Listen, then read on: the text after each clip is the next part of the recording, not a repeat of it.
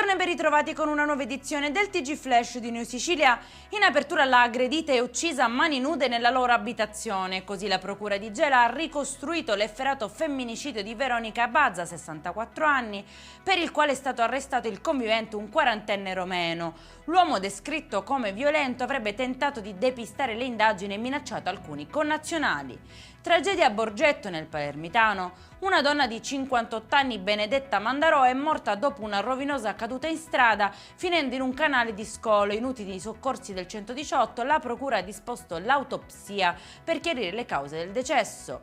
E ci spostiamo a Messina, dove una giovane donna è stata perseguitata e picchiata dall'ex convivente di 19 anni. Le indagini dei carabinieri hanno documentato ripetute aggressioni verbali e fisiche che le avrebbero causato un grave stato d'ansia e paura. Il ragazzo è stato arrestato e condotto in carcere.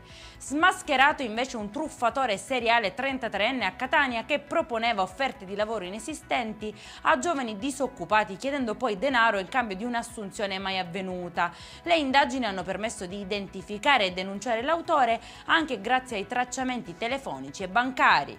E in chiusura, innovazione e sanità si incontrano a Palermo, dove al Policlinico sono stati seguiti per la prima volta in Italia 3 interventi di riparazione di aneurisma aortico assistiti dall'intelligenza artificiale. Il sistema ha permesso di aumentare sicurezza e precisione, riducendo i rischi e tempi di recupero. Per questa edizione è tutto, prossimo appuntamento alle 19:30. Buona giornata!